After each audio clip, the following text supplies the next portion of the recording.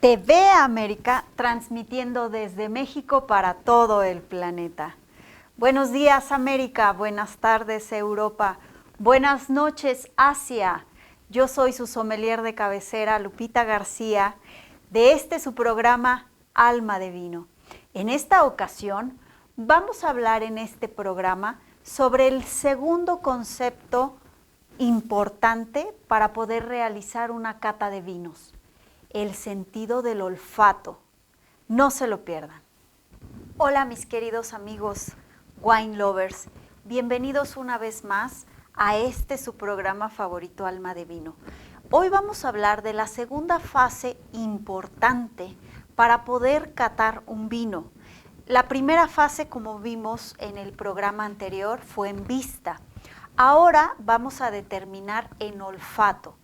¿Qué significa determinar o calificar un vino en olfato? Bueno, de una forma u otra, nosotros tenemos que saber los aromas que nos va a determinar el vino. Sin embargo, ojo, los aromas no necesariamente tienen que ir de la mano con los sabores. Los aromas del vino no determinan el sabor de un vino, ¿ok? Para determinar todo esto es muy fácil. Tenemos tres fases en el sentido del olfato: los aromas primarios, los aromas secundarios y los aromas terciarios. En los aromas primarios, ¿qué vamos a determinar? Todo lo que son frutos, todo lo que nos determina frutos rojos o frutos blancos. Por ejemplo, hay un tip muy importante. Cuando nosotros tenemos vinos tintos, las frutas o los frutos o los aromas tienen que ser muy correlacionados a frutas o bayas tintas. Por ejemplo, están las cerezas, frambuesas, zarzamoras, cerezas, frambuesas, zarzamoras, todo lo que determina frutos rojos o frutos negros. En los vinos blancos normalmente están aromas a fruta como la piña, el durazno, la guayaba, la manzana, el melocotón, limón. A veces tenemos como el aroma de una ralladura de limón, de naranja, todo a eso le vamos a llamar aromas cítricos, ¿ok? Entonces, aromas primarios que determinan en el vino son todos los que tengan que ver con los aromas a frutas. Ahora, hay un tema muy importante. Ustedes han visto en las contraetiquetas de las botellas que determinan, antes de hacer una ficha de cata, dice en las botellas: este es un vino especiado, o este es un vino amaderado, o este es un vino afrutado. ¿Y cómo determinan eso? ¿Cómo es que llegan a esa calificación o a ese segmento? Bueno, miren, cuando ustedes tienen ya servida su copa, nunca deben de agitarla, deben de que se mantenga sin mover. En el programa de cómo catar un vino en vista, nosotros envinamos o tratamos de que todo el vino pase por todo alrededor de la copa, pero sin estresarlo, sin agitarlo, sin airearlo. Todo esto tiene que ser de una manera muy lenta, muy despacio, y eso para que en vista podamos determinar ciertas cosas. De la misma manera, todavía no podemos airear nuestra copa en olfato. Entonces, para calificar nuestro vino en olfato, también tenemos dos fases. A la primera le vamos a llamar fase de a primera nariz, donde todavía no aireamos, donde todavía no agitamos, donde todavía no movemos la copa, ¿ok? Entonces, a primera nariz, y hagan este ejercicio cuando ustedes sirvan una copa, sin moverlo, acercan su nariz, es válido que donde está la copa puedan meter toda la nariz. A veces, entre las dos fosas nasales, nos es complicado identificar aromas. ¿Qué podemos hacer? Pasar a una fosa nasal o pasar a la otra fosa nasal. E incluso hay personas que llegan a tapar una fosa para ver si es posible determinar los aromas de una u otra fosa nasal, ¿ok? De esa manera, la primera impresión, el primer aroma que nosotros vamos a captar va a ser ese: a madera, a especias, a frutas, y entonces ahí es conforme nosotros vamos a determinar, este es un vino especiado, este es un vino amaderado o este es un vino afrutado. Ojo, mucho ojo, es muy importante que sepan que los vinos tintos no son dulces. Cuando tú tienes un vino tinto que te sabe ligeramente dulce, eso significa que es un vino afrutado. Los vinos blancos sí se les pueden determinar vinos dulces, solo los vinos blancos, pero los vinos tintos son afrutados. Hago mucho énfasis en esto porque muchas veces yo pregunto, ¿qué tipo de vino tinto te gusta? Y la gente me dice, vinos afrutados. Entonces, ojo, muy importante, en los vinos tintos no se les va a llamar, no les vamos a nombrar vinos dulces, se les van a llamar vinos afrutados, ¿ok? Entonces, una vez que nosotros servimos nuestro vino en la copa y determinamos en nariz si es un vino amaderado, si es un vino especiado, porque fíjense, hay un efecto muy bonito, que es esto lo que nos encanta de este maravilloso mundo del vino. Hay vinos que no te determinan aromas y hay vinos que tú los hueles y por más que huelas no te dan ese aroma. Ahí vamos a llamarle que ese vino está cerrado. Ese va a ser el término en esta ocasión de un vino cerrado, de un vino que cuando yo lo huelo no me aporta nada. Estamos hablando de un vino cerrado. A esos vinos los tenemos que trasvasar. Ok, entonces, una vez ya definido que a primera nariz nuestro vino trae esa característica de ser un vino amaderado, especiado o afrutado, entonces ahora sí viene la segunda fase. ¿Qué hacemos? Aireamos, agitamos muy bien el vino en la copa y entonces de esa manera, ¿qué es lo que va a pasar? Que empiezas a volatilizar el alcohol para que cuando tú lo huelas, entonces ahora sí el vino exprese todos los aromas que trae, ¿ok? Entonces agitas tu copa, agitas el vino, aireas, se volatiliza el alcohol y entonces ahora sí vamos a determinar 3 aromas importantes que debes de conocer en el vino. Aromas primarios, aromas secundarios y aromas terciarios. Aromas primarios, como ya les había yo comentado, son los aromas de las frutas y flores. Por ejemplo, hay una gama impresionante de aromas que tú puedes determinar tanto en vinos tintos como en vinos blancos.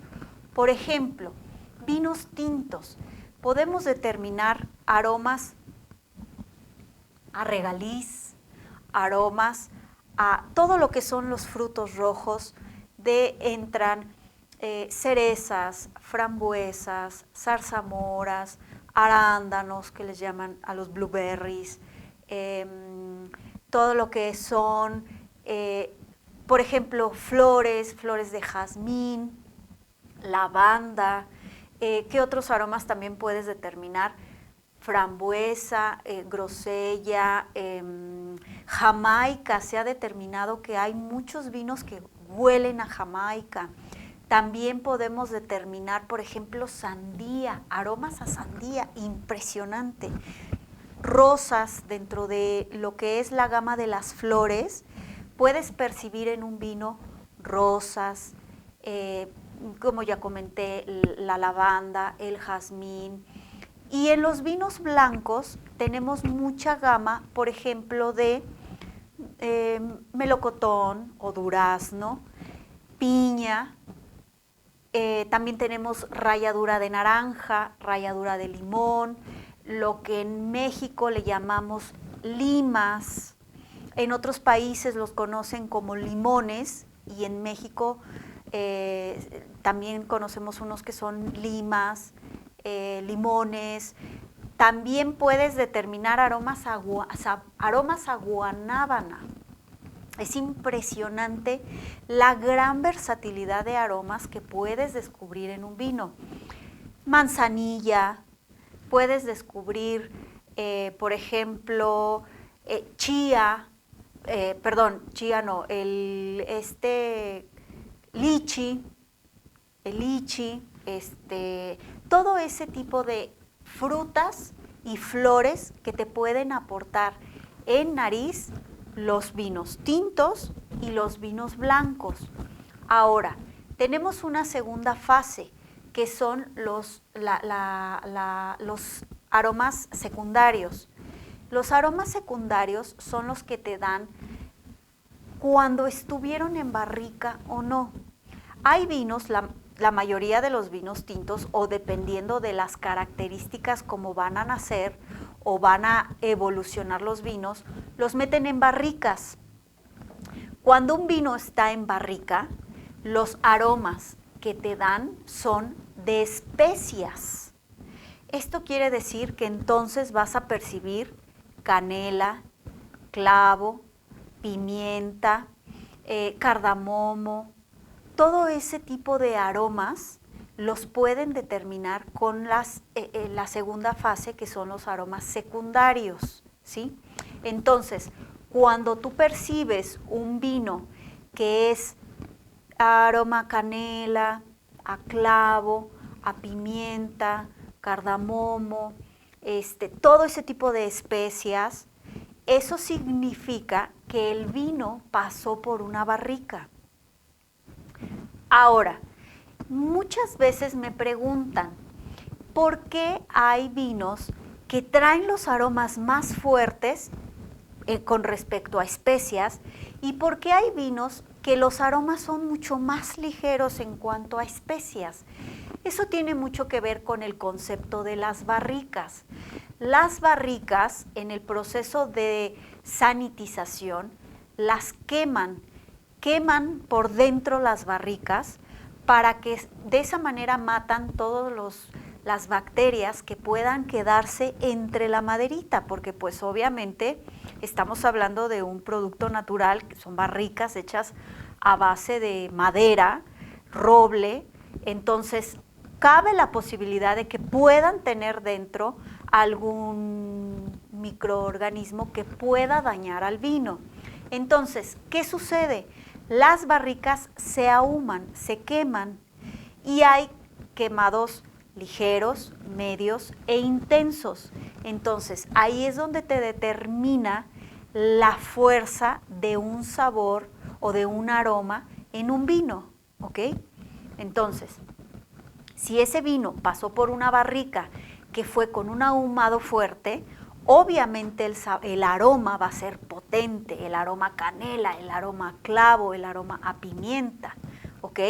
Entonces, es muy importante que nosotros, y es un tip que yo les doy, vayan entrenando su nariz. Es muy importante que entrenen su nariz. ¿Y cómo entreno la nariz, sommelier? Bueno, es muy fácil. Ustedes cada que vayan al supermercado, cada que estén en su cocina, todo deben de estarlo oliendo para que ustedes determinen cómo es el aroma de la canela. Porque no sé si a ustedes les pase, toman algo y dicen, sí, aquí lo traigo, es que me sabe a algo. Sí, sabes el sabor que tiene, pero no lo registras, pero no te acuerdas. Entonces, uno de los consejos que yo te doy es, vete a la alacena de tu cocina, huele, identifica lo que es el aroma de la canela, porque si hoy te digo aroma a canela, tu cerebro checa la canela, pero tu lengua o tu nariz no. Hay personas a las que les das a oler la canela y entonces no la identifican. Esos son muchos ejercicios que yo les digo que hagan. Es muy interesante, es súper bonito.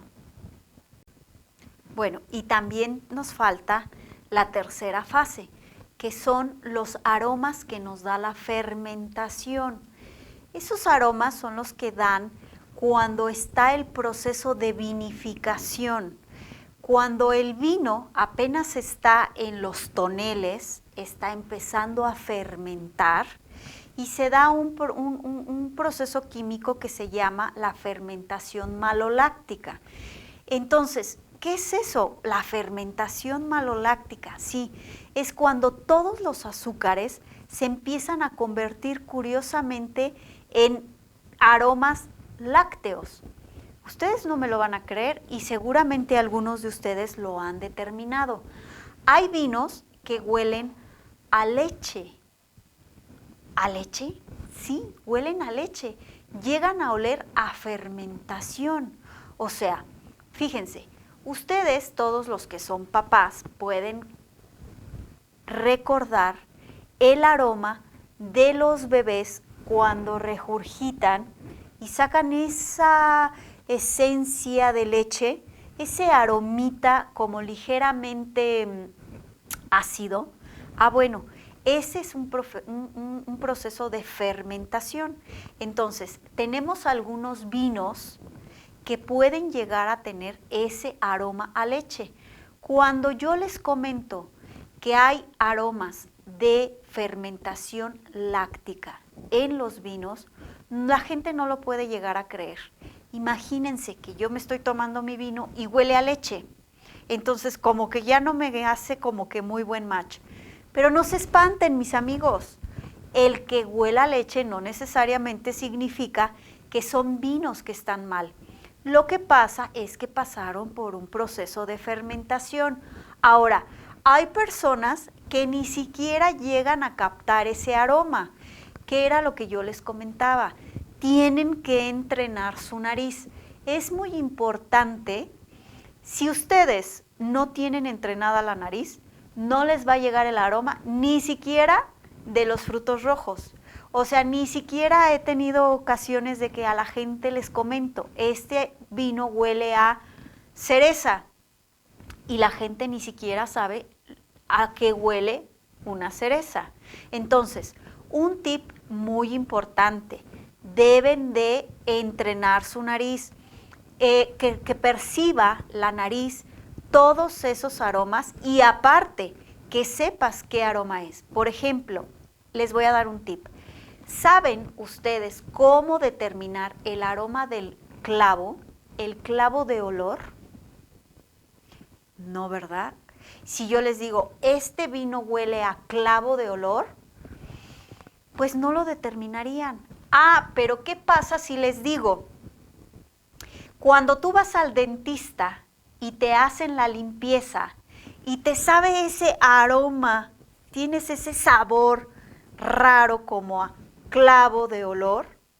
Eso es el aroma que trae el clavo de olor y es muy correlacionado el aroma de clavo de olor con el dentista. Entonces, si yo te digo, este vino huele como cuando vas al dentista, tu cerebro lo asimiló porque es más fácil que vayas al dentista a que vayas a tu alacena y tengas clavo y huelas el clavo, ¿sí? Entonces, también de alguna manera es trabajar con las memorias olfativas. Por ejemplo, hay vinos que llegan a oler a pan recién horneado. ¿A pan recién horneado? Sí. Y lo más curioso es que si yo les digo a ustedes, este vino huele a pan, me van a decir, no capto el aroma del pan.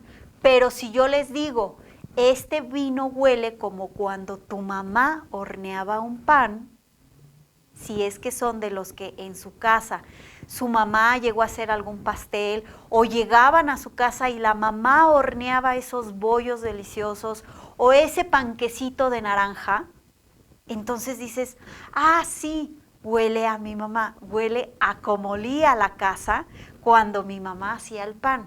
Entonces, dense cuenta cómo también en cuanto a temas de vino, trabajamos con memorias olfativas, ¿sí? Y las memorias olfativas son los recuerdos que traemos de ocasiones anteriores y de esa manera correlacionamos también cuando olemos un vino. Hay ocasiones, por ejemplo, en que habemos personas que traemos muy enfocado el aroma de las rosas. ¿Por qué? Pues porque donde vives tienes un rosal y porque cuando sales percibes ese aroma a rosas. Entonces, ¿qué sucede? Que cuando te doy una copa de vino y la hueles, vas a identificar rapidísimo el aroma de las rosas. ¿Por qué? Porque cuando sales de tu casa hay un rosal e inconscientemente te llega ese aroma. Eso es de lo más bonito y lo más maravilloso que podemos tener en el mundo del vino y cuando nos enfocamos específicamente en lo que es el tema del olfato. ¿Ok? Ahora, también tenemos defectos en el vino. ¿Defectos? Sí. Hay vinos y debemos de tener muy bien entrenada nuestra nariz porque hay vinos que cuando ya están, llamémosle, evolucionados, vinos que ya pasaron muchos años en la botella, vinos que de alguna manera el corcho se abrió, se cuarteó, le entró aire, entonces el vino se empieza a echar a perder. Entonces el vino ya no va a ser el vino que nosotros teníamos. ¿Y qué sucede? Que entonces el vino adentro empieza a saber a vinagre. Hay que tomar en cuenta que tenemos que trabajar, tomar vino, oler y disfrutar cada sección y cada momento de lo que estamos haciendo. Hay vinos que llegan a oler al aroma ese de corcho, ¿sí? Cuando ya el líquido del vino, cuando ya el vino o el caldo que le llamamos huele a corcho, tengan mucho cuidado porque ese vino ya está evolucionando, ya está pasado. O huele ligeramente a vinagre, o pueden llegar a oler a plástico, a hule, a caucho. Esos son defectos del vino. Para contactar con el programa, estamos mostrando en pantalla nuestras redes sociales. Esto fue Alma de Vino. Yo soy Lupita García, su sommelier de cabecera, y nos vemos en el próximo programa. No se lo pierdan.